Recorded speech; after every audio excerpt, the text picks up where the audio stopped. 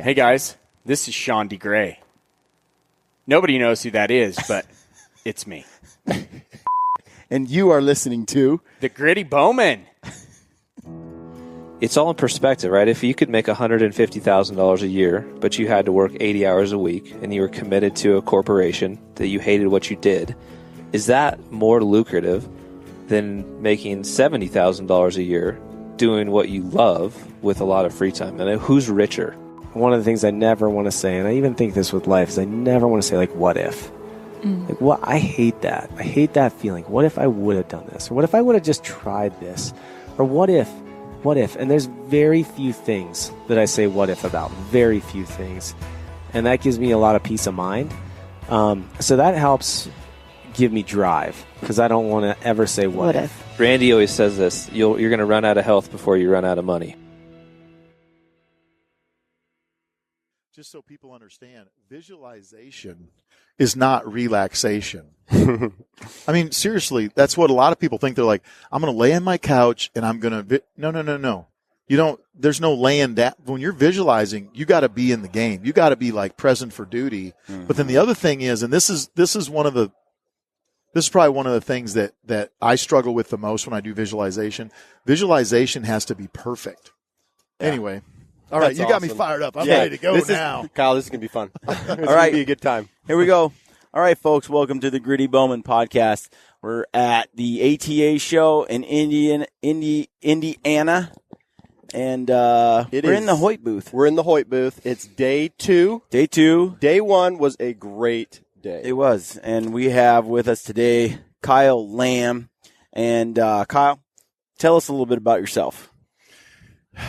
Well, I was born a poor black child in South Dakota, sharecropping. No, I was raised in South Dakota on a I'd like to say ranch, but if you check into my background, it's actually just a farm. It's just a dirt farm. Piece of ground. Piece of dirt. My dad, I believe, was the third owner of that piece of ground. So we had the land baron that bought a bunch of that stuff. Yep. Then we had my dad's aunt that bought it and then sold it to him.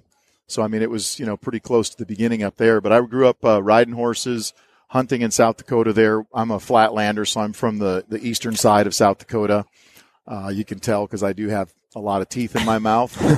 Western South Dakota people, they tend to talk a lot of smack, but they don't have many teeth, so they don't last long in the wild. But, So I grew up there. I did that. I joined the Army because I wanted to not ride a tractor for the rest of my life. That was your out. That was my out, was to go in the military. My dad said, "Why do you want to go learn to kill people?" And I said, "No, Dad, I'm going to learn a skill." And the skill I learned was how to shoot people, I guess. So right. I joined the Army when I was 18. I got married 2 weeks before I left for the military. And so I've been married for 31 years. Wow. And I must add, since I'm a military guy, to the same woman. Yeah, that's going to say that's probably my biggest uncommon. Yeah, that's my biggest accomplishment, I would say, in my life, is doing that, because that's something that a lot of people haven't been able to do. But I joined the Army. I was an 82nd paratrooper. I started out as a communications guy in an infantry outfit, but as a communications dude, I ran around with the radio on my back. I did that for about three years. Then I went to Special Forces Assessment and Selection. I became a Green Beret or Special Forces guy. Also, with the Special Ops guys, I was a commo guy as a Special Forces soldier there. So I did that. Did that for a few years. I was actually in Arabic language school learning to speak Arabic when Desert Shield kicked off. So for Desert Shield, I got there 2 weeks later. My son was born. 2 weeks later, I was in Saudi. We stayed over there for 6 months doing that. Came back from there, and I'm like, man, what else is there? And I'd had a guy that I raced motocross with that had said, we should try out for this other special ops unit, this special mission unit. And I was like, I'll try that later. And the other guy come to my house and try to recruit me. And I said, I'll check it out later. Well, after Desert Shield, Desert Storm, I was ready to try something a little bit different and not be so stuck as a communications guy. Mm-hmm. And so at that point, I went to the unit there, which would have been 91. And I stayed in the unit up until the end of 2007 when I retired. So I was there. I had 1 year when I left and went out to 1st Special Forces Group out at Fort Lewis, Washington, but the rest of the time I was there at Bragg with those guys. So that's pretty much what I did. I mean, and while I was doing that, I did a lot of shooting, a lot of hunting. It's really funny when you walk around these shows. Yeah. Because, I ran into a guy yesterday, one of my buddies at Yeti, and he said, yeah, man, it's cool to see you're getting into bow hunting. And I said, yeah, man, I'm enjoying this. I mean, I just got into it when I was 12 and now I'm really hitting my stride here. And really, I think that's one of the things that's been fun for me in this environment is I've always been the gun guy, I've been the shooter guy, I've been the competition guy or whatever, training guys to do that. But my passion is archery elk hunting. That's, I mean, if you could say that's a good passion. Kyle. Yeah. One elk or one hunt that you can repeat every year for the rest of your life and keep your legs under you doing it would be archery elk. There's nothing. I mean, I love to shoot coyotes, and we were talking about, Fred Eichler's a good buddy of mine. We've hunted with him, and he's a maniac elk hunter as well. Right. But archery elk, man, and that doesn't mean that you're going to kill a lot of stuff. That means you're going to hunt a lot. Yeah. I mean, you're going to get more. It's just a blast. I mean, I've never been in an animal that screams like an elk does. Oh. I mean, it just feels so good to be in the woods and hear that and get close. Yeah. And then with a bow and arrow, it just requires so much closer, It's intimate. It's Brian with and an I, incredible animal. We went on a hunt this last year in Montana together. It was actually kind of funny. Quick story. Brian, we get there and we're in this area that there's some alfalfa fields at the base of this mountain range. And there's about 600 head of elk in that herd. Yeah. And Brian is you're going to love this because you're a flatlander, right? Oh, yeah. He flatland hunted elk from a tree stand or a lean-to stand It was a telephone pole. in a telephone Hey, pole. whatever it takes. Dude, that's how I We feel. we did not we didn't people would look at us, Technology. We talked about technology. That's using technology. That phone pole. but with his bow and Brian's just surrounded with elk. Unfortunately, none of them came into a range that he felt was going to be ethical enough for him to take a shot. But we had a blast, and I honestly can say to you, Kyle, I'm an alcoholic and with a bow. Yeah. I love to pursue that. So that's really cool. That's something you're passionate about. And Yeah, I think the listeners may not understand simply because, you're the gun guy. You're Mr. VTech. So that's yeah, really and cool. I think that's one of the things that kind of has screwed us up, to be honest with you. We started filming Viking Chronicles a couple years ago, and all of a sudden you got a cameraman that follows you wherever you go, and that makes archery elk so hard. so I agree. difficult. I heard Ranella on talking about, people, I think it was a Q&A session. They said, why don't you bow hunt more, for TV and film and all that? Why is it always like rifle and stuff? And he said a couple of things, but I think I remember him saying, basically the gist was filming a bow hunt is way more difficult. You got 2 or 3 camera guys, which they do, getting different shots and angles over your shoulder plus you, and you're trying to get within bow range.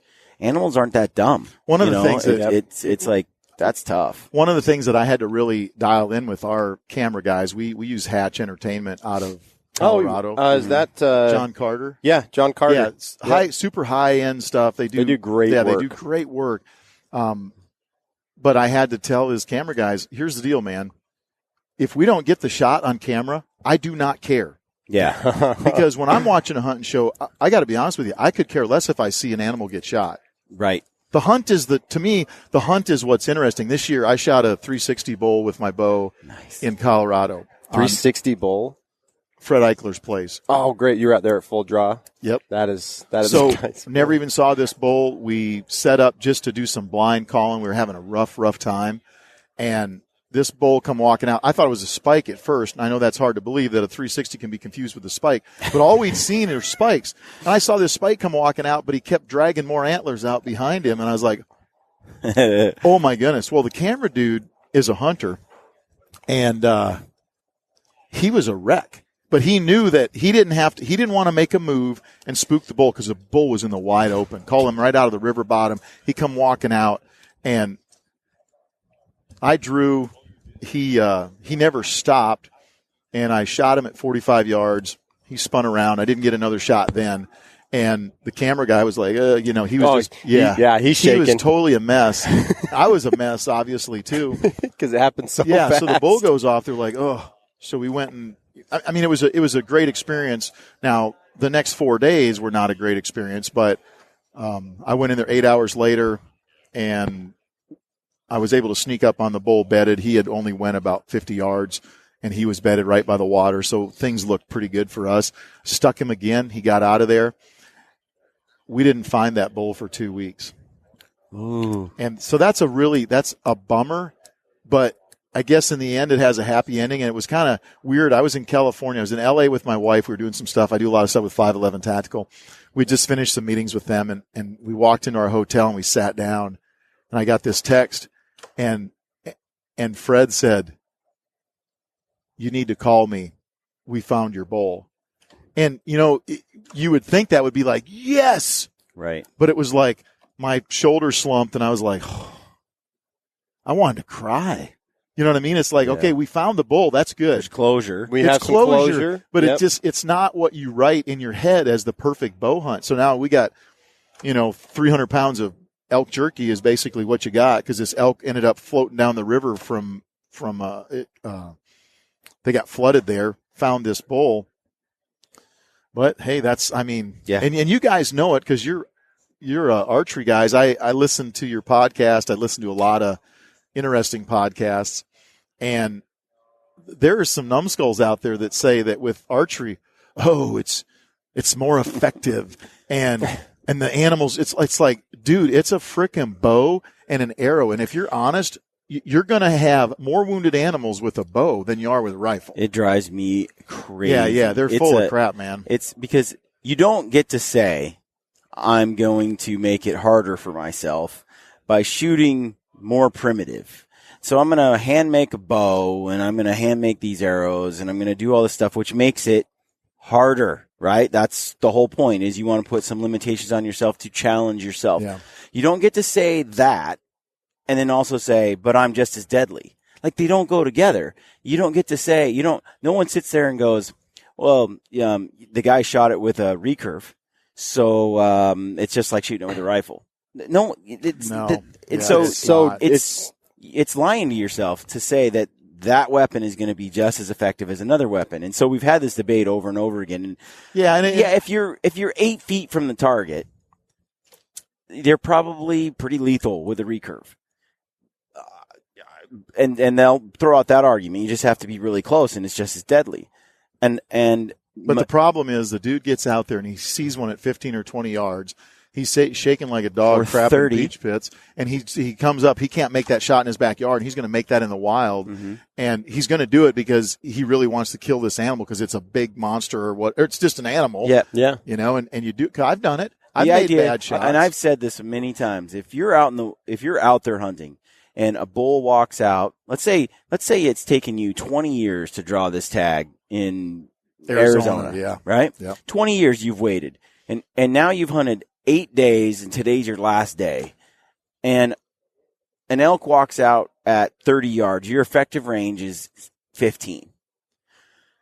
Who is not going to take 30 yards is still quite doable. You make that shot all the time. It's not 100%, but it's doable. Yeah. Who's not taking that shot? Yeah. I mean, let's be realistic. I'll tell you what, like, I ask this question all the time because I firmly believe there is no perfect shot. And I think guys that hunt for the perfect shot don't kill very much, to be honest. So if you have a shot that presents itself and you can make that shot, like at the target range, you make that shot, let's say 9 out of 10. Do you take it? Let's say you make it 8 out of 10. 7 out of 10, like 70% of the time, you never miss that shot in ever. Training. In training. Yeah, and training is nothing like being on the battlefield chasing. Oh, dude, I learned that this year because I'm drilling target at 107 yards with broadheads, boom, boom, boom, and I'm like, then I did it in the real world, and I'm like, it didn't work out well. There's a couple of things where I'm like, there's just a whole level of nervousness that I experienced, adrenaline pumping, things like that, where I realized to make that 107-yard shot, I was like so calm, and I'm hanging out by myself. There's no wind. It's a controlled environment, and I can just execute.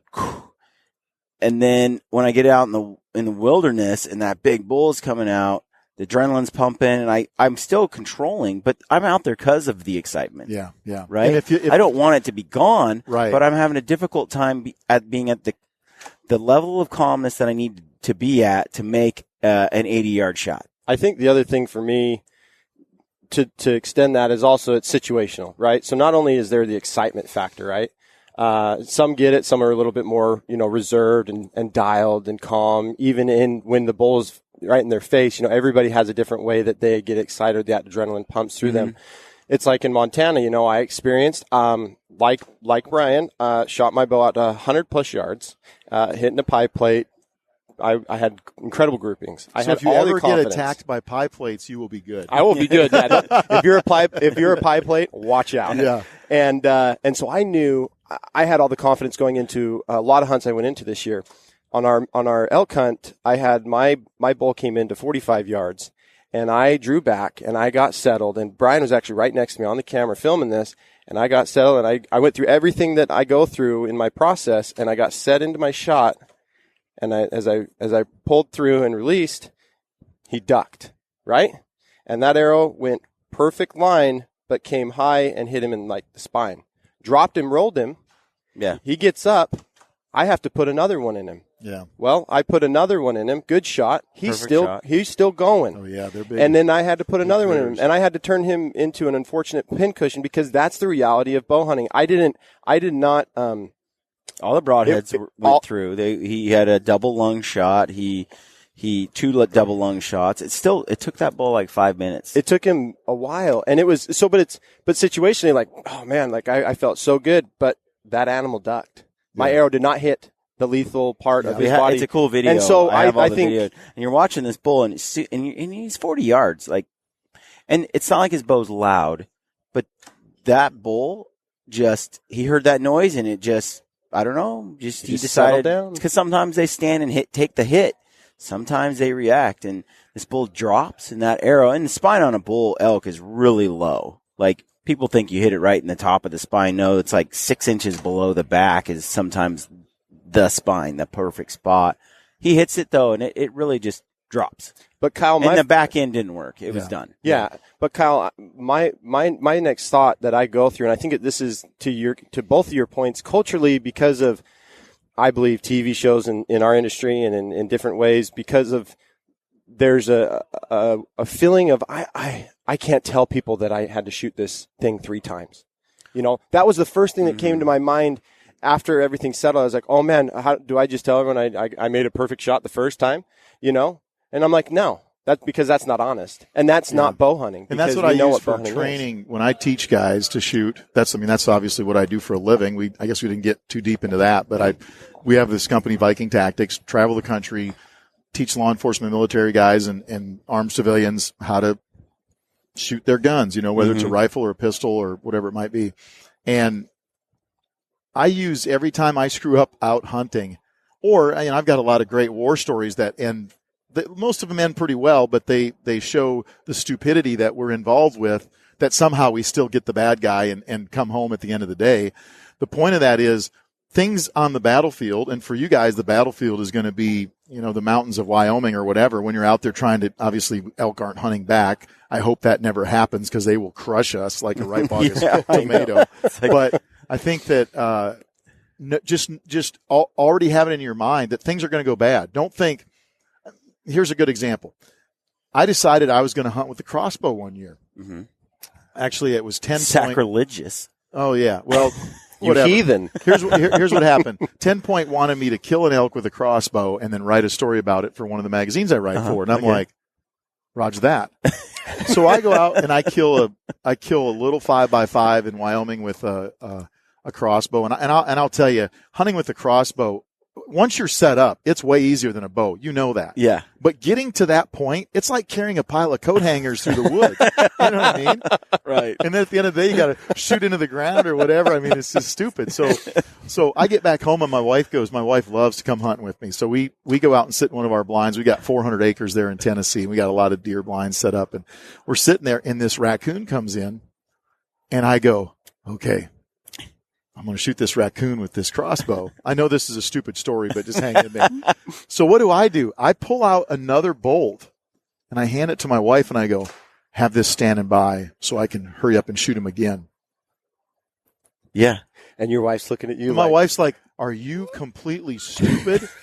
So I shoot this thing, and then I grab the arrow, and I'm like, well, I can't. I mean, what do you do now? It's not like a bow where you put it in there and draw and shoot. So I hadn't even thought. And why was that? Because I hadn't put myself in the situation. Right. With a bow, okay, not that I'm the big archery dude. Right. Or I should say, I'm big in archery. I just don't kill as much as some of the so-called archery experts out there. Uh-huh. But I sling a lot of arrows. You know, Right. I go bow fishing a bunch. I do a bunch of other whatever. But I you can get didn't into. know. It That just is so didn't great. dawn on you. It didn't even dawn on It's me. process for you, though. Because for Yeah. people who are listening that don't understand, like you can't just draw a crossbow back. No, I've It watched. has what? I don't know what. Well, this now setup- there's the one I hunted with last year because we filmed because they were one of our sponsors, CamX. You can draw that back with your hands. Okay. That thing's awesome. But The the one old I had school. at that time, Yeah. you would rip your fingers off of your hands if you tried to do that. You know yeah. what I mean? So you had Kyle, to here's use a tool to crank it back. Yeah, yeah. And that's not That's another story, though. Highly quick reloading option. Here's a question for you, Kyle. If we were Wait. in an apocalypse, Yeah, go real ahead. quick, in an apocalypse, and let's say we have zombies. Let me just right now, Jordan. What's the first Let's weapon talk. Okay, that well, you're going to grab? I'm going to call Santa Claus, I guess, because I'm just zombies saying, don't exist, bro. This is where I was going with this. There's a guy in The Walking Dead that his weapon of choice is a crossbow. And I'm like, bro, It's AR? TV. Yeah, I know it's TV, but I'm like, in reality, to his story, you would never have a crossbow in that situation because we you had can't draw it back fast So, enough when I to was- get the next zombie. When I was deploying to Iraq, Or the next It makes raccoon. good TV. Okay. Yeah, it makes for Shut great up. TV, but So I did 5 deployments for the current global war on terror to Iraq. So 5 Yep. 5, whatever you want to call it, deployments. Our deployments were lucky. They were only 3 to 4 months long, so not as long as some of these other regular Army dudes that would be there for a year or whatever. But on all but one of those deployments, I took my bow with me. And we would play cricket with our bows. So we had these ethafoam, which is this thick foam that we would get to pad our equipment, like when we're dropping out of airplanes or whatever. And we would make a board, dart board out of this ethafoam. So we had this dart board that was like 5 foot by 5 foot. Uh-huh. And then we had, recurve guys, you get to shoot from 15 yards. Guys that are shooting compounds back at 35 yards and so on. And we would do this thing. It was awesome. So every morning before I went to bed, because we slept during the day and we'd do missions at night, we'd go out there and we'd shoot our bows. We had the pilots shooting. We had the rangers shooting. We had my fellow operator dudes. It was just so much fun. So one day I'm out on this range, and I'm out there just slinging some arrows at this target. And this CIA chick walks up. We were living on a base with the agency people. She was and her call sign was Magnolia. I think it's because she stunk so bad. But anyway, she comes walking up, and I'm shooting my bow. Shunk, and I let this thing go, and she goes, "Is that operational?" And I was like, "Operational?" Of course, I told her it was operational because I thought it'd be a good story. I'm no Rambo, but you know Rambo actually hit the camera on that first shot with that exploding tip. Did you know that? in Real life. So Hatch, we talked about Hatch Entertainment. Yeah. They set up a camera behind a piece of plywood, and Rocky Balboa is going to shoot his bow at that thing. So Stallone pulls his bow back. He's got an arrow that cannot fly because it's got this big glob of looks like an explosive tip on there. It's got the most FOC you've ever seen on an arrow. Yeah, whatever FOC means. So he draws back and he shoots this thing. Well, guess what? He hit the hole where the camera. Did he really? Killed the camera.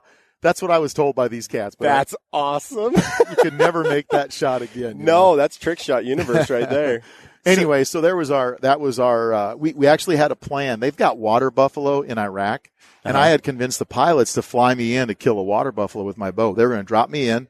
I was going to go kill some farmer's water buffalo with the bow, and then I was going to slide out of there. And it never happened. We got too busy, and we were never able to make it happen. But in Somalia, when I was in Somalia, we did hunt from the helicopters. Did you? Oh, yeah, that's we cool. killed pigs. We actually had our pilot. I've heard a few podcasts. Is where- this with military your ARs guys. or is this with the bow? No, this was with the ARs and Okay. our pilot, Cliff Walcott, when we were in the whole Black Hawk Down deal in the 3rd of October, 1993. Yeah. He was our pilot of the bird I was on. Our bird, we'd already infilled, but our bird got shot down and Cliff was killed. And Donovan Briley, who was an American Indian, believe it or not, they were both killed when that bird went down. Well, we had been out hunting before this, and we've been shooting warthogs with our ARs. They're actually CAR 15s at the time. We didn't have M4s yet.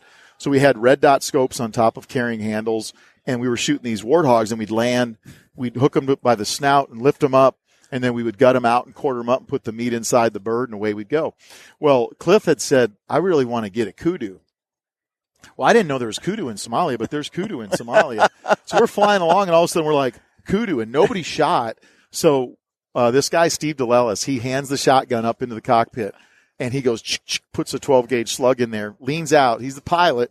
Co-pilot's flying. Boom, and he drops this kudu. We landed, we caped it out, got the meat and everything, and we had a So you know what baller. well, it gets better. You know Okay. what a dick is?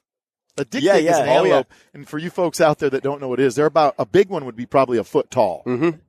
They're tiny. They got little tiny horns, and they can run about, I don't know, they can probably run 30 miles an hour at least. I mean, they're fast, and they look like a little chihuahua or something, but they're fast. So one of them pops up, and Jim Smith and I were on that side of the helicopter, and we're like, pow, pow, shooting with our ARs, our CAR 15s. We're not even coming close to this thing. And we look over at the crew chief, and he's sitting there with his thumbs on the triggers of the minigun. No. And we go, give him the nod. And he goes, "Arr," and there's this huge cloud of smoke. That's like 6,000 rounds a minute or something. Brrr, and he stops, and that dick comes running out of that cloud of dust. No way. Yeah. And we both turn and we're like, nope, let him go. Let him go. That dick, do not kill that dick because he's good to an go. all-star. Yeah. He's immortal. That is incredible. So anyway, bows and you've hunting are involved more than you think with the military. And the thing about it is most military guys are into hunting. Yeah. Maybe not when they get in the military, but normally by the time they get out, they are. And then that would be one of the other reasons where I hear a lot of guys they're pro bow hunting or they're pro bolt action hunting. But then when I show up to hunting camp and I've got an AR that shoots flatter, faster, more accurate than their gun, and they look at me like I got an appendage grown out of my head that should have nuts attached to it, right? Right. And they get offended by that. And I got to tell you, I'm more offended by them because you're saying that what you do is okay, but what I do is wrong. Hey, here's the thing. I don't care. You want to kill someone with a spear?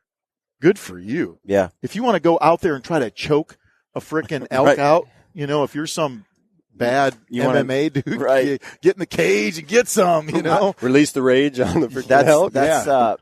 yeah. I feel the same way. Like, I feel like the infighting that happens within hunting gets really old, and I even get accused of it sometimes. Like, people are so sensitive as well. So you got two sides of the spectrum where I'll say something like something about bow hunting not being as deadly as a rifle, and then I have a million bow hunters back. There's backlash. People are all upset at me.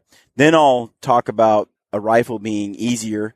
We just shot an elk at like 400 yards, and it's like, man, I loved it. It was an awesome hunt. And people are, why you got to hate on rifles all the time? It's like, You can never win. And so there's that side of it, but then there's the guy that's like, who actually does hate on that stuff. Yeah. So I get accused of hating on all these different methods of hunting, which is completely false. But then there's the whole side where it's like, the reason that's out there is because there's guys that are sick of that, right? Yeah. I just feel like, because another thing that comes out. What about hunting with dogs? Yeah, or falconry. Yeah, I mean, dogs. When I was in not Tennessee, but North Carolina, these guys invite me to go out and hunt whitetail with dogs. Let me tell you what, for a South Dakota boy, I was like, what in the Sam Hill is going on? Do I want to do it? Probably not. But is it an awesome hunt for those guys? Heck yeah. They got their whole family. Yeah. I mean, kids, wives, dudes. It's a big thing. They're bringing oysters from the coast, and we're smoking oysters on a piece of corrugated metal on the. It's awesome. And you're going to tell me that well, I'm an archery hunter. I don't hunt with dogs. I don't care how you hunt with Yeah, your bow. I don't care what you do, but don't get on those people because they want to hunt with dogs. And if you think it's unsportsmanlike, well, then you're talking about guys like George Washington who did the same thing. He happened to. Well, and I think that it speaks to a tremendous level of. So it goes back to kind of the political culture and climate that we're going through, where people are really, really, they're pushing hard. They're like, it's my way or no way. Yeah. Sure. Instead of just let live, you know? Yeah, and it's unfortunate right now in the sporting industry that we have some of that, because right now we have the biggest proponent for hunting as a president than we've had since I don't know who.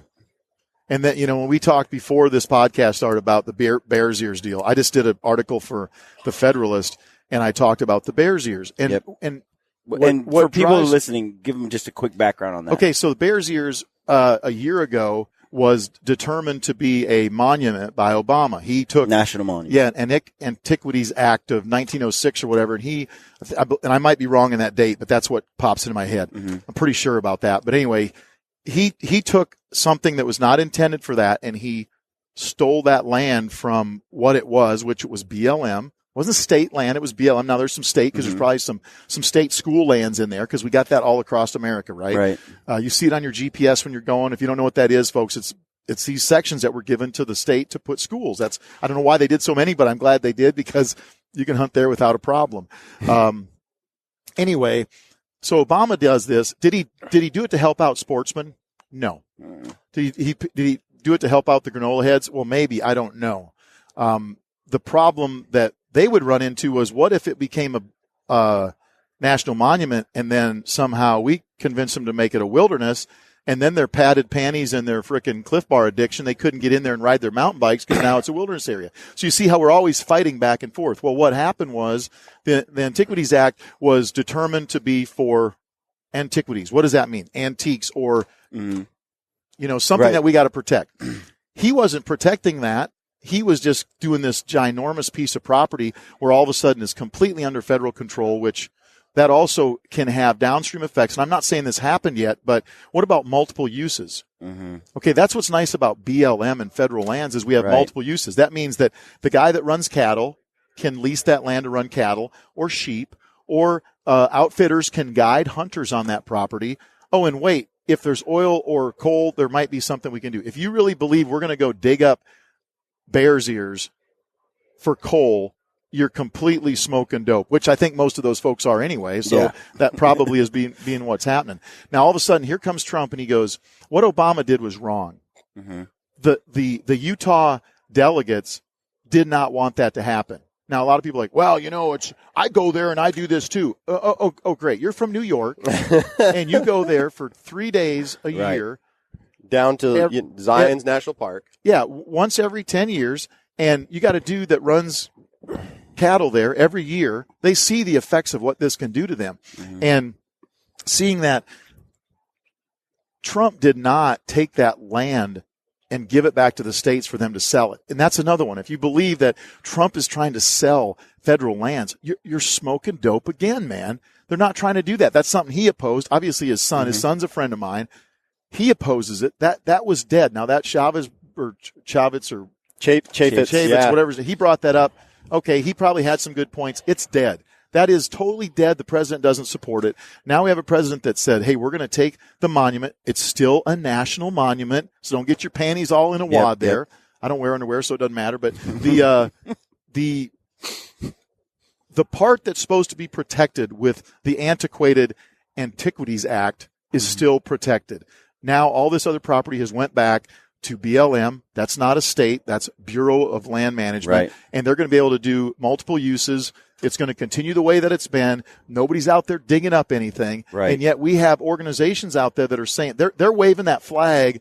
I mean, we shouldn't have sportsmen's organizations joining forces with Patagonia. But they're anti-hunting, if you haven't figured that out. Yeah. On their website, they've got like, the president is stealing our land.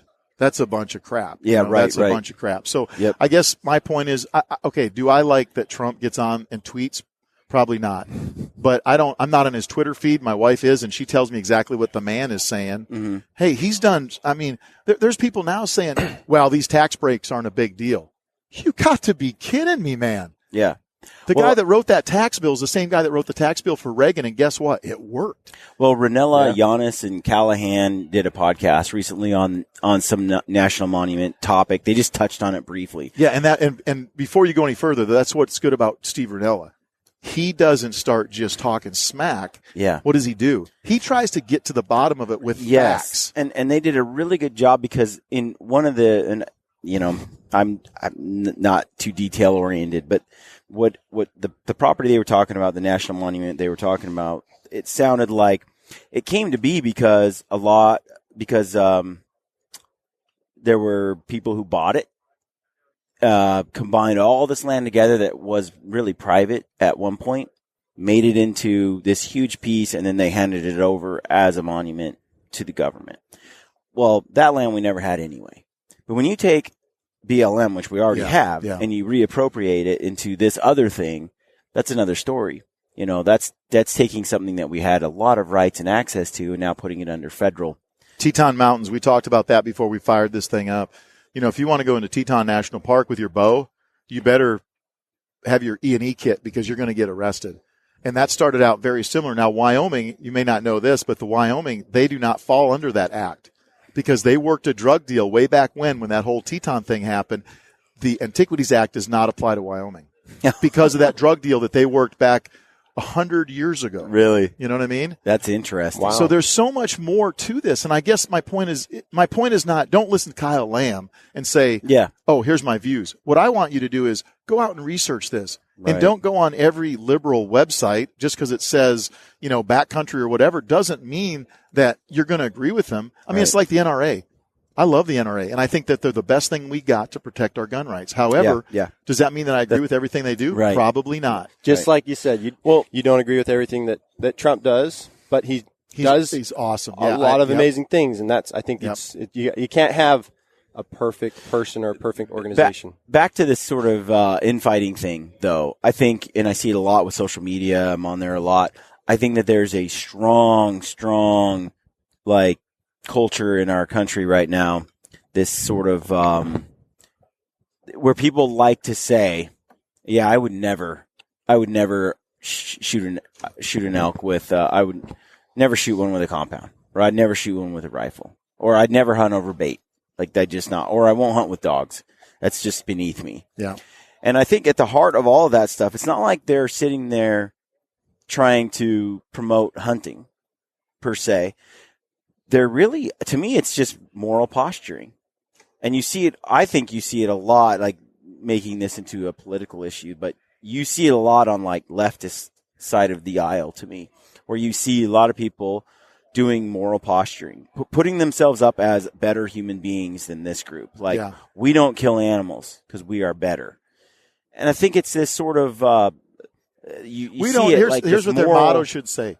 We don't kill animals, but we have no problem murdering babies. You know what I mean? It's so there's you're going to tell me that you're even going to listen to that dude? Right. I mean, I got that guy so tuned out. When I want to go get my news, I go get it. I don't let the news come to me. Mm-hmm. And I tell you, that's made me a happier person. I'm very, very happy. I read a lot of history, which makes me realize that we're nowhere near anything as bad as we've had in our country before. And we talked about that as well. That's something that I challenge everybody to do. Learn about what has happened in the past. Yeah. Up until, because I was asking you offline about college campuses and kind of how they need all this safe space and all the stuff that's around that right now, and the way that in Canada they're doing the compelled speech laws, and it just sort of blows my mind. And I tell you, Canada, I could care less what Canada does. I really don't care because I'm not Canadian. Mm-hmm. I mean, I just don't care. There's a lady that does a fishing podcast. She's a Canadian gal, and she always tries to kind of throw in her spin on the U.S. stuff. And it's like, I'm really sorry. Love you to death there, gal. But guess what? You're not American. So whatever. Why do you care? Yeah. And the problem is if you want to look, I wish that we had some of the Canadian laws, because if we had Canadian laws, I would go to Africa and I would kill an elephant, maybe with a bow even. I mean, that'd be fun, right? Okay, I'd kill an elephant or I'd kill a lion, and I'm not saying I'm a lion hunter, but if I want to kill a lion and I'm Canadian, guess what? I can go kill a lion and I can bring it back to Canada. I can go kill an elephant and bring the ivory back. Right. So shut up, Canadians, and leave us alone, man. You're basically, I don't know what you are. Well, I think it's interesting. And I love Canadian people. I mean, the people that we deal with in the military, they're just like us, you know. I think it's interesting to see, though, like, I feel like, you know, we just delisted grizzly bears, right? And they'll be seasoned soon. And we can hunt wolves, you know, we can trap them. There's this perception in America, I think due to, you know, Rinella is a great example. The Joe Rogan, there's a mainstream media out there there's a mainstream movement, I think, toward more acceptance of hunting than there has been in the last, you know, I interviewed Shane Mahoney and he was talking about, how he's really optimistic because you got like Mark Zuckerberg, you know, Facebook, you got Joe Rogan, you have these celebrities that are out hunting and trying to figure out, you know, where to get meat and going back to this. And they're traditionally, you know, New York, LA type folks who don't do this. Yeah, and like Rogan doesn't like Trump and he speaks out against him a lot. And I think that hurts us. I mean, obviously he can say whatever he wants to say, but I think once again, you know, he would be a good guy that maybe research a little bit more than just when you're on your show on the internet. And I'm not saying I haven't done the same thing. Yeah. We all get spun up about that or whatever. And he does obviously a great podcast, but man, I really want that guy to be on our side. And I'll tell you, he's not on my side. I mean, cause he's different than I am. Yeah. I mean, I'm sure he's a good dude, but he's probably not the guy I'm going to go share hunting camp with because I am a fan of the Second Amendment. I am a fan of the Constitution. Oh, and by the way, I really like Donald Trump. That doesn't mean I want to go hang out with the dude. You know, just like George Bush or Ronald Reagan or even Teddy Roosevelt. You want to talk about an obnoxious dickhead.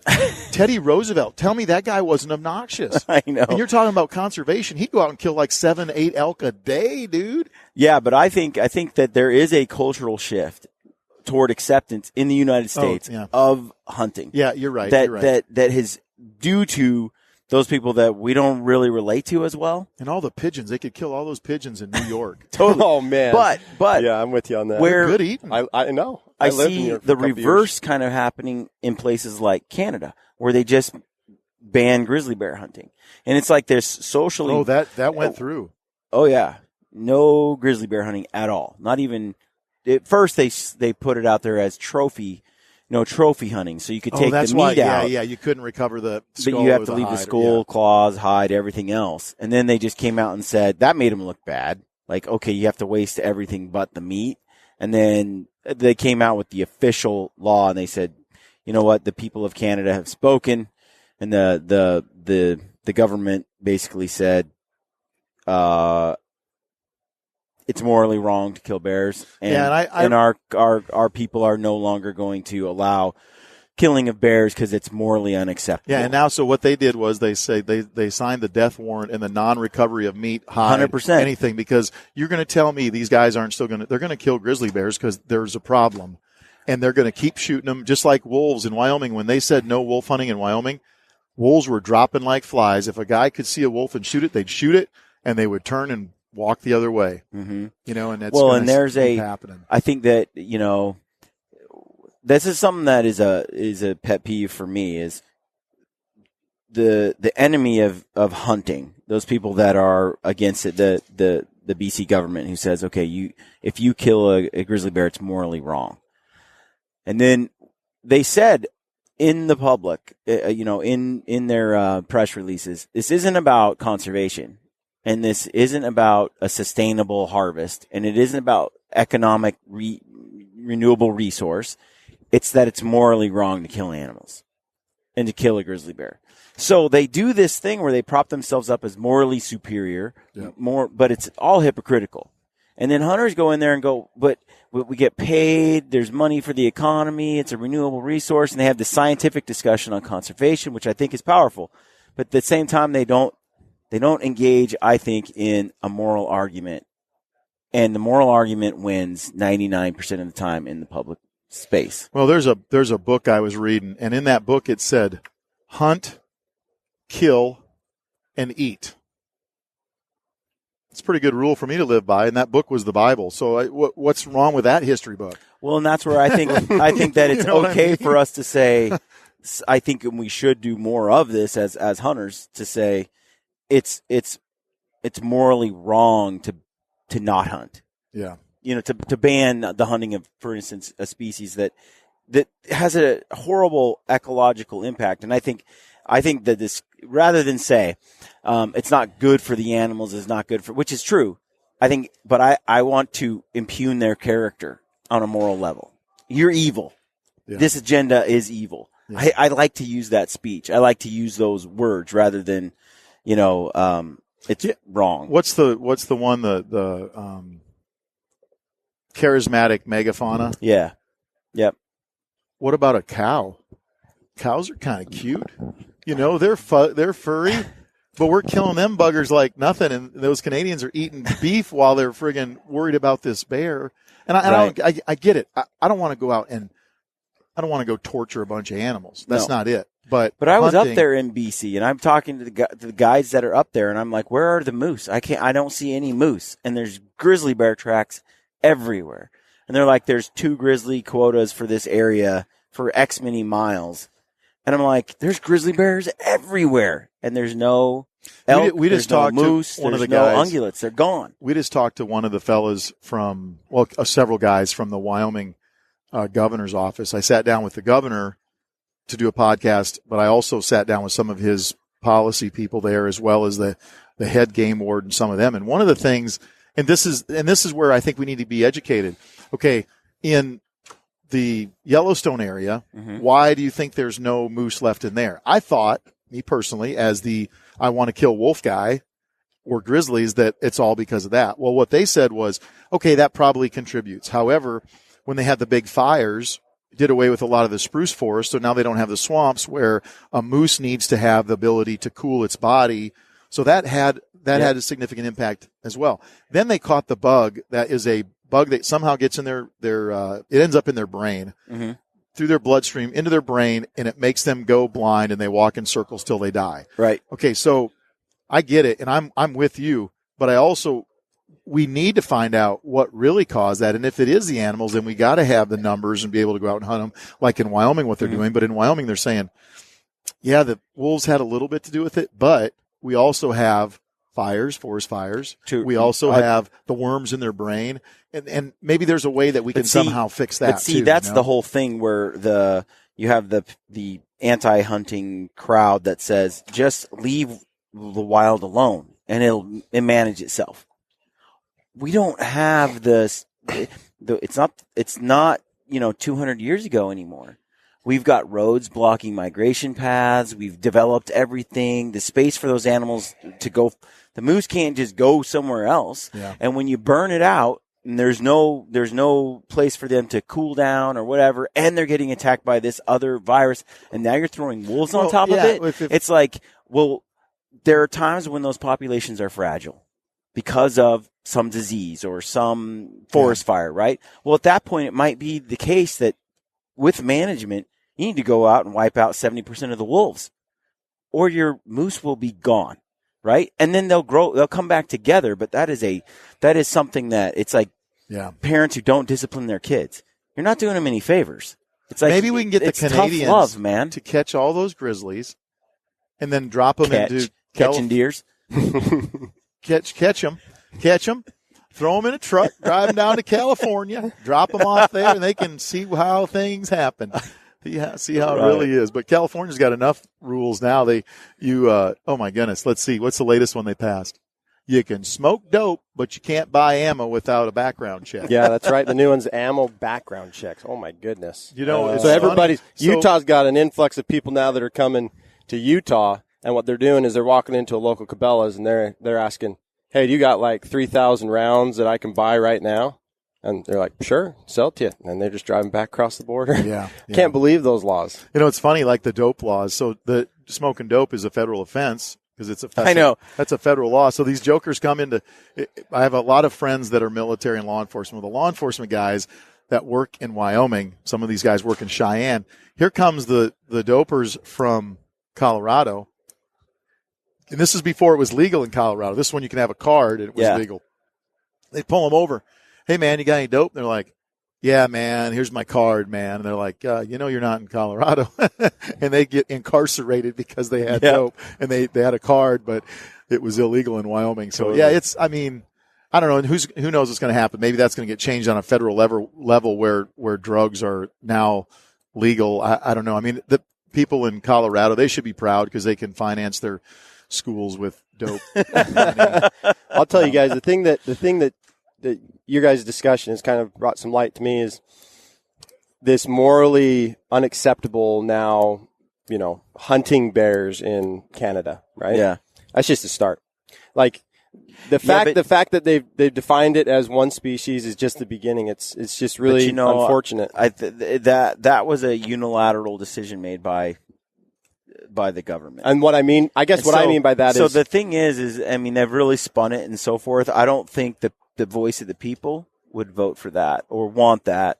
I think that was a decision made solely by some ideological individuals in the government level. Because... And so I think that they'll reverse it at some point because someone else will be in power because they don't like the decisions that group's making. So they're going to wake up. Or Trump's got any relatives up there in Canada. We get him elected. The thing is that's what I say. Like down here, though, what I'm still optimistic about is just the image of hunting shifting and being more positive. We still have a lot of pushback, but like Cam did that post the other day where Hannah Barron was getting harassed on Instagram. And he posted, they were like, this is evil. Take this barbaric stuff off of Instagram. And so this gal was trying to rally all these people to get her page shut down. And he's like, this is harassment. Hunters are just killing for food. It's completely okay. It's completely ethical. It's completely honest. And then Instagram actually shut down the vegan. And so that's a different cultural, they're starting to respect a hunter's decision and a hunter's rights or at least look at it with more of an open mind. These people that traditionally we've been trying to lure them in. I posted a picture. I gave it to our social media guy.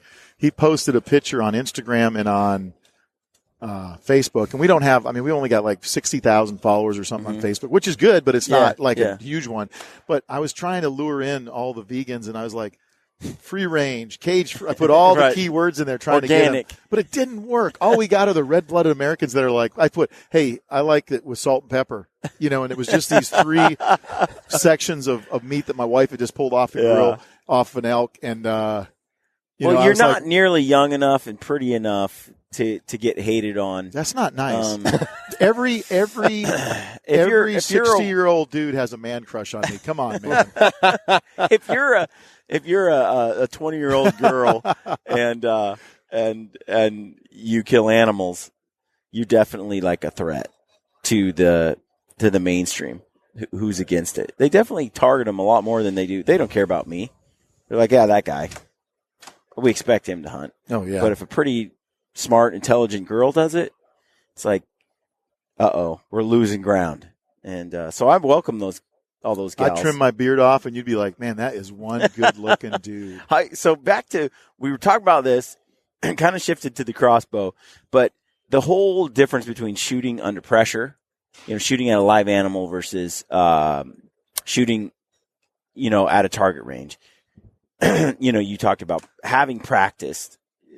Yeah, so let's dig into that a little bit. Okay, first of all, I believe, and this is what I see and what I believe from my experiences, whether it be hunting or shooting at people or whatever.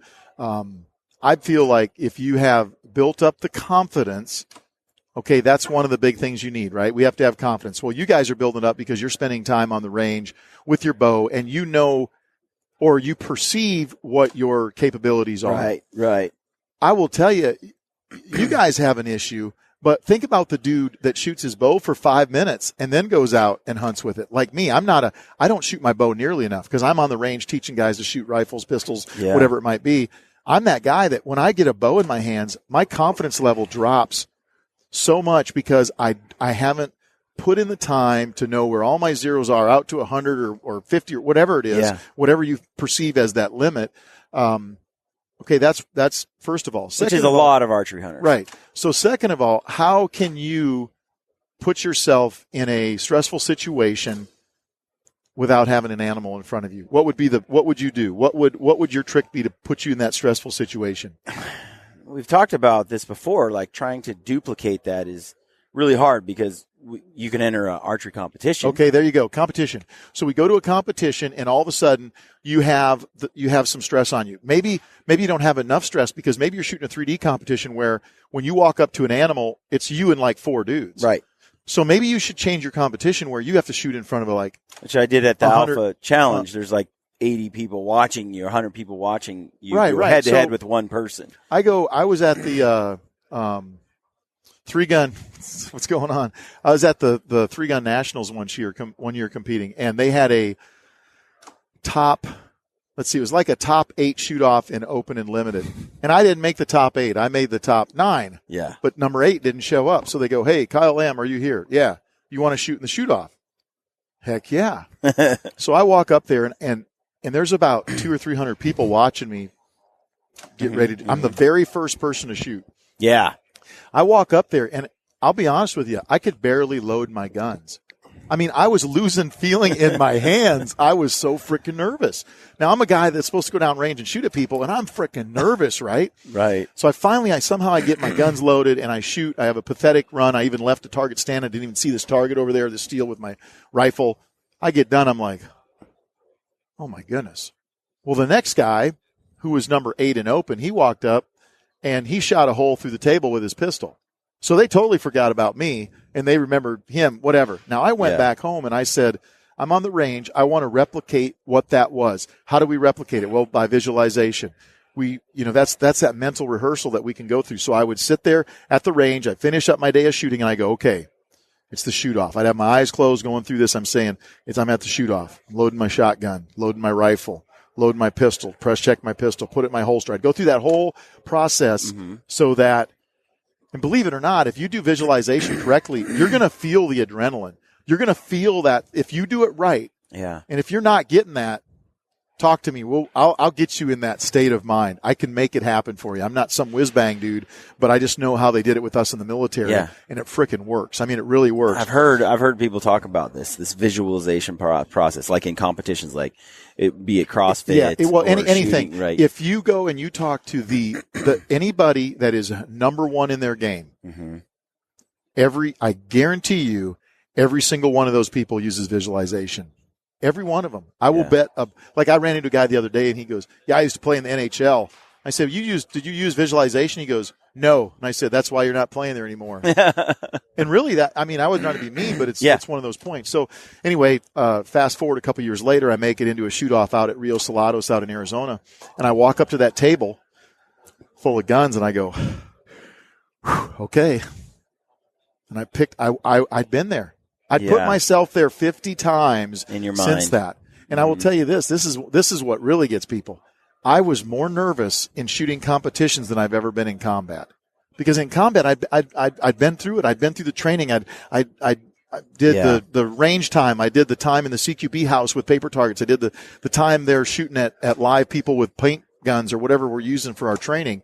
And I think that for shooters that are getting into the hunting side of things, first of all, I believe in archery, one of the reasons it probably is a bit worse is because you have a much more intimate conversation with that animal. I mean, that animal's it's not 300 yards away. Yeah, let's say it's 50 yards away. That's still really close to an elk. Yeah. And going back to, the elk hunting thing, I've had better experiences on elk hunts where I didn't kill an elk than on rifle hunts where I killed them with my rifle. You know what I mean? Right. Because of those experiences. When I walked away, I'm like, dude, I had 5 bulls within 30 yards, and I thought I was going to piss my pants. Didn't kill one. Awesome. And it's more exciting than I went out and I spotted a bull and shot it at 400 yards and we took the meat home, which is and that's fine. It's fine. Yeah. I don't. It's fine. It's just that compared you to do you. right? You do you. But at the end of the day, there is something to say for the quality of the experience being so incredible. Let me give you a quality of an experience. Now, I'm going to give you one that this is going to be completely crazy. Yeah. We shot 2,600 jackrabbits in 3 days. Yeah. Now, not just me. The SWAT team invited me to come out. Oregon, it was awesome. Yeah. I mean, it was awesome. So, the experience is, I guess what I'm getting at is I'm a hunter. I love to hunt. We were killing jackrabbits. Like when I kill an elk, I kill it. I don't harvest, and I'm killing the joker and going to take it home and eat it. The rabbits we didn't eat. We were doing this for the farmers. I mean, we drove for 5 hours in a circle, and we never stopped shooting. We're shooting them with shotguns, pistols. One guy kicked one as it tried to jump into the flashlight. I mean, we're doing this at night. Thermals, ARs, whatever we could shoot with. And I guess my point there is you can have fun no matter what. I mean, you can be an archery hunter and you go and do that. If you wouldn't have fun at that, I don't know what's wrong with you, because it was just, my face hurt from smiling so much. I mean, it was incredible. So, there's the elk hunt, this pristine, sneaking up, you got your bow, and then there's this ghoulish, maybe that's not the right word, but there was freaking dead rabbits everywhere. And the only rule was we couldn't shoot them in the alfalfa because then they would get rolled up into the balers. So we had to make sure we drive around, they'd be right there. We couldn't shoot them. The next trip, they took one step out of the alfalfa and it was game on. You know what I mean? So there's so many other, the diehard trad bow guy that wants to do that. That's awesome. Yeah. But he doesn't know what he's missing with an AR in the back of a pickup truck riding around. I mean, come on, man. Yeah. It is unbelievable. And that's just one hunt. We shot wallabies out of a helicopter in New Zealand. Another one, top of my list. I think that is, experiencing those different types of hunts, like going out and shooting, going on a rifle hunt. If you've always been a bow hunter or a bow hunter, doing, or a rifle hunter doing a bow hunt, I think that it's all an opportunity to get outside, and they're different types of experiences. They're all still good. Like I often say this, if I get invited to go do some like epic hunt in British Columbia for mountain goat, is it really, at the end of the day, was it more fun or more enjoyable than a Texas whitetail hunt? They're different. They're so different that, and both of them were equally like incredible for completely different reasons. So to hate on one and laud the other, I think is a mistake. You should keep your mind open on that stuff. Yeah, and I think the other point to your story there is we need to get more people to see what we see. I think it's hard for people to see, though, like killing 2,600 jackrabbits as, I mean, they'll especially if you're not eating them, because there's this whole meat movement. There's they got ate, but not by us. The coyotes are eating the crap out of them. Right. And I think that's something that needs to happen, is that animals nothing goes to waste at the end of the day when you go out there and you kill one. Like it's a shame that, like your elk. Yeah. It didn't go to waste. I mean, it went right back into, you didn't get it. Well, that's one thing. Let's talk about Africa if we can. So a lot of people that are North American hunters, they look at Africa and they turn their nose up. But you want to see a group of people that use the animal. Okay, have you ever taken an elk and cooked the leg bones and taken the bone marrow out? I have, but I'm just you're extreme. Rare. You're very, very rare. Over there, you're gonna eat the tongue out of every animal. You're gonna eat the heart. You're gonna eat. I mean, they're gonna make you puff adder, where you take the colon, and we just did one of these things for our TV show that'll come out here in the next few months. We took the colon and we scrubbed it up and turned it inside out, and we filled it up with liver and heart, and I made them put backstrap instead of kidney in there. Yeah. And cook it up. It's awesome. I mean, it's, and that's something that I've never done that with an elk. I really want to do that with an elk. Yeah. Or like a moose. Have you killed a moose? Yes. The heart in a moose. That's some of the best meat I've ever had. I mean, you cut that up and cook it up and then make it into like moose fajitas or whatever. You know? I love heart tacos, whether it's whitetail or elk or whatever. We do it right out there in the field, and that to me is best. We had some. I think it's the best pepper jack meat. cheese. Yeah.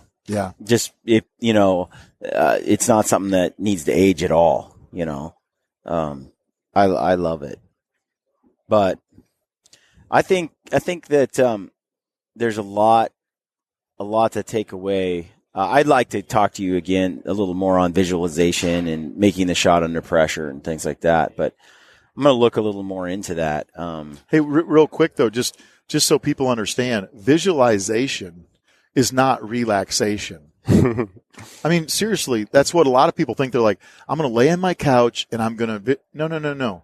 You don't. There's no laying down. When you're visualizing, you got to be in the game. You got to be like present for duty to do that. So, one of the things that we would do, so like halo jumping. I've got a bunch of jumping out of airplanes because that's what they forced us to do. I got paid for it. I wouldn't do it for free, but I got paid to do a bunch of halo jumps. Yeah. So before every one of those jumps, you look around and you see everybody going through the process of checking their altimeter, checking to make sure there's nobody above them, waving off, look, grab, pull, and then if they got a burble on their back, they'd look again to clear that pilot chute off their back because we used ripcords because we were doing military-type free fall. Mm-hmm. Every single dude that you'd look around in that airplane, if they weren't doing it on the ground, when you got in the airplane, they were doing it. Every single person. So of the bunch of jumps I've got, I've done that on every single, and I did that with my eyes closed and just going through it, and I'm seeing my altimeter, I'm doing this, I'm whatever. Or you're doing a halo, or I'm sorry, let's do a real halo, like 24,999 feet. You got to pre-breathe oxygen, you go up there.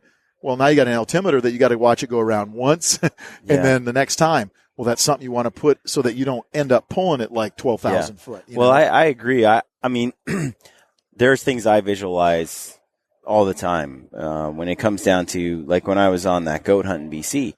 For 3 or 4 days, I was picturing the stalk coming over a ledge, having the goat there, the shot that I would make, how I would draw the bow, make sure I drew it and then lean over, like the whole thing that I would like.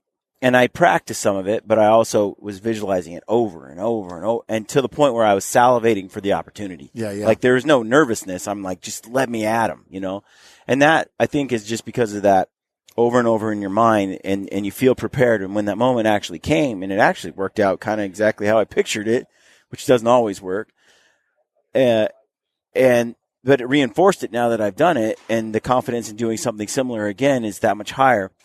And I think like back to your crossbow bolt example, there are times where I don't know, I think I visualized it. I think I have. And then I get there and I realize the reality is not what I visualized at all. Yeah, and I think that's where experience can come in, because now that I've experienced it, now I can visualize it better. And I think that's what you do when you make a mistake, if you actually internalize it and build from the mistakes. Or you have somebody that works you through the visualization process that actually knows what you're going to see. So like an example would be, I'm looking at the back of a 1911 pistol. When you fire a 1911 pistol, you see other things. Like you see, you might see a little bit of the unburnt powder coming out of the ejection port, or a little bit of a flash there. There's little things that you might see that if you're just out shooting, you'll never notice it. But as you start to visualize it, you can, as you get smarter, or you have somebody walk you through that process that has actually seen that, it's going to help you, because then all of a sudden you're going to be like, I just saw that. Mm-hmm. But then the other thing is, and this is probably one of the things that I struggle with the most when I do visualization. Visualization has to be perfect. So if you're doing visualization with a pistol, what do you want to do? Do you want to see recoil? No, because recoil is a negative action. So when I shoot my pistol through visualization, there's no recoil. There's none whatsoever. Okay, I want to eliminate as much of that as I can. So what is a negative on archery hunting? I mean, it could be a feeling like, I don't want to feel my left arm do anything. Mm-hmm. Oh, I felt that. Okay, I got to start again. And you can you don't have to be sitting on your couch or standing at parade rest or attention. Right. You can be going through this as you would and feel, okay, I feel the string against my face, or whatever it might be. Yeah. But just make sure it's always positive. And if it's not positive, There are guys You that stop. ginch right at the end. They Yeah, and you stop. And they- you stop right there. If it's not positive, you say stop and start at the beginning. When I first started doing visualization seriously for my shooting competitions, I could put a perfect shot down range in, like 15 minutes. That's a long time. Eventually I got to where I could be driving my truck and I could put 10 rounds down range in 15 minutes while I'm driving my truck visualizing because I didn't have to close my eyes and do all that. Yeah. Anyway, the big thing was just don't relax. I mean, you got to be present when you actually make that happen. So, And those environments that you're in when you're competition, hunting, they're not relaxing environments anyways. No. So don't train to feel like you're going to be very chill and just enjoy this moment. No, it's exhilarating. It's amazing. It's exciting. It's something that when it happens, my dad, I love that you're speaking to this, and this is the only thing that I'd like to input on this conversation is that my dad raised me with a mind's eye. He said, "Son, I want you to go, and I want you to go in your room, and I want you to think of all these different situations, these things that you can be in. I want you to decide now what you're going to do for them." And that was step one. And then my dad, along your lines, he said, "I want you to go and put yourself in some of these situations. And I want you to understand that because you have created a mind's eye or you visualized and you've decided your response or your action that you're going to take now, when you get in that situation, you're going to know better what to do when it happens than if you go into it blindsided." Yeah. But back to what Brian was saying, as I did that and I went to experiences knowing in my mind's eye, I first, in a relaxing environment, and you're speaking this, but I laid in my bed and I thought of all these different situations. I'm going to say no to drugs. I'm going to say no to this. I'm going to and all these things. Then all of a sudden Sally gets a yes. Yeah. And then Billy. Maybe it was Billy for you. I don't know. Yeah. Jordy boy. Billy gets the rest. But then I get in these situations and I can tell you right now that I've experienced everything that I laid. I'll never forget this. Every time that I got into one of those situations, I had laid in my bed many years before those situations happened. But when they came, all of a sudden, because I had visualized it many times, not just one time, but many times, when the opportunity or when it arose, Yep. I acted the way that I, in my mind's eye, had decided I would because I had made the decision long ago.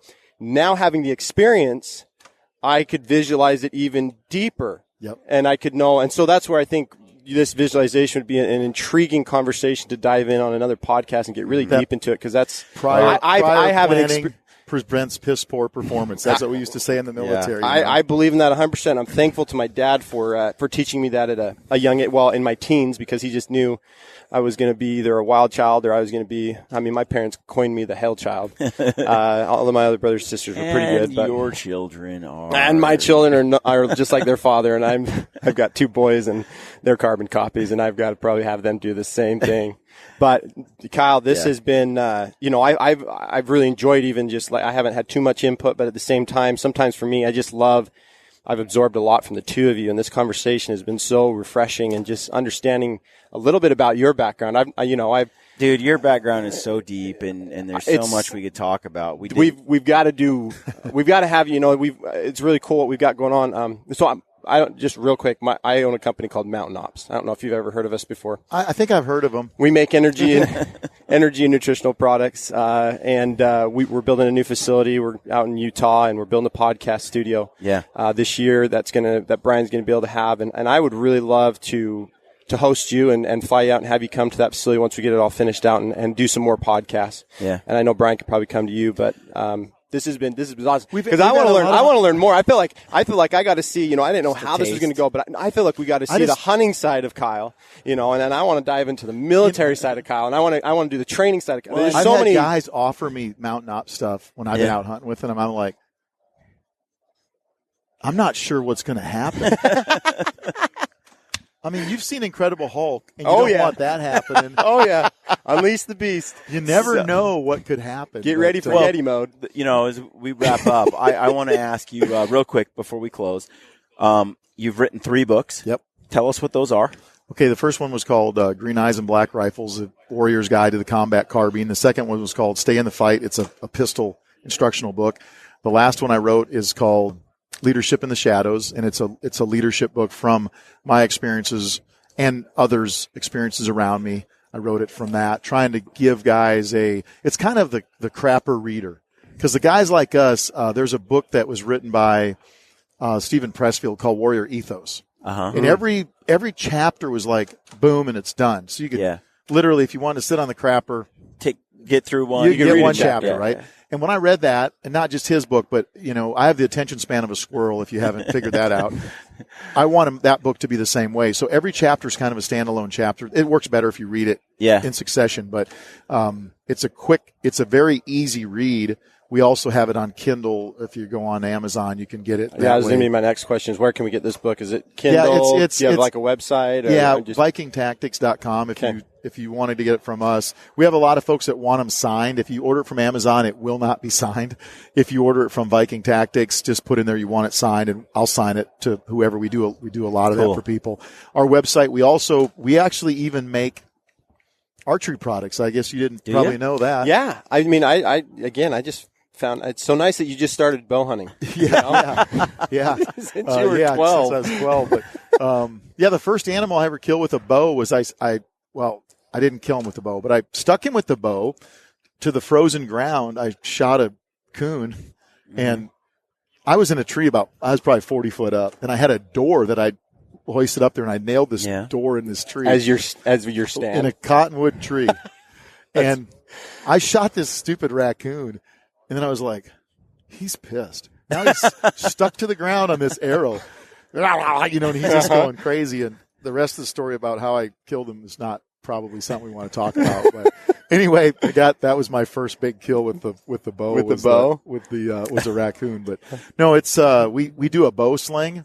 Of course, we're known for making our 2-point quick adjust slings that the military Dwayne uses. was telling me about that. Yeah, and we actually make a bow sling. I've got one in my bag. I'll show it to you when we get done with this. But I think for guys, especially guys like you that spend a lot of time walking and glassing, and especially for elk hunters, this wasn't made because we wanted a bow sling. This was made because I wanted a sling that I could use on my bow when I was hunting that let me do all the things I wanted to do. Yeah, I'm actually underwhelmed by a lot of this bow sling options that are out there. This one, what's probably going to be underwhelming for you is that it's so simple. You'd be like, well, that's it. It'll if you try, I'll get you guys some. Yeah, you can Snyder designs stuff like that all the time, and it's not. It's like that's it, but it's exactly what you needed. So we'll check it out. We've got VikingTactics.com. You can check us out. We've got a Facebook page and Instagram page. We try to put stuff on there to piss people off every now and again. And then do you have a personal page on Instagram? No. Viking Tactics is it. Just that's. I'm not allowed to go on social media. It's something that's written into my agreement with my wife to stay married. So we have somebody that does all the social media. I give them most of the content, but most of them I give they don't put it out because it'll piss people off. We do. I've also got some new books I'm working on. Right for Guns and Ammo, and then we do Viking Chronicles TV show will be coming out. It won't be on Outdoor Channel again this year. It'll be coming out digitally, so everybody will be able to access that. That's awesome. And I'm not sure where and when exactly. I've stayed out of that, but that's going to happen. And then we also do a podcast. I'd love to have you guys get on our podcast. We do the Team VTAC podcast. Very cool. Check that out. We do talk a little bit about guns and tactics on there, but we usually end up with some pretty interesting guys. It's the people I hang out around with, so it's the guys I was just fishing with in the Amazon. And we never even got to talk about River of Doubt. I want to talk about the River of Doubt, Candace Millard. So many things. All the things. Teddy Roosevelt. We need to get into that. We'll do this some more. Yeah, absolutely. Well, good. Kyle, thanks for coming on the podcast. Yeah, thanks for the opportunity. This is a blast. Keep up the good work, guys. Yeah, thank you. Do you want to have Kyle do a snippet? Yeah. Ready? This is Kyle Lamb with Viking Tactics, and you're listening to the Gritty Bowman. Despite our ever-changing, ever-indignant world with its growing ignorance of and indifference to the ways of the wild, I remain a predator, pitying those who revel in artificiality and synthetic success while regarding me and my kind as relics of a time and place no longer valued or understood. I stalk a real world of dark wood and tall grass stirred by a restless wind blowing across sunlit water and beneath star-strewn sky.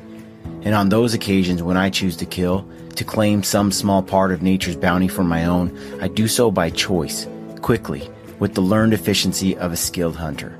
Further, in my heart and mind, I know the truth and make no apologies for my actions or my place in time.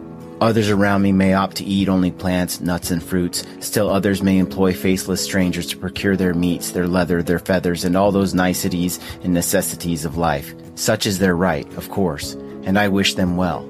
All I ask in return is no one begrudge me, and all of us who may answer the primordial stirrings within our hunter souls, my right to do some of these things myself.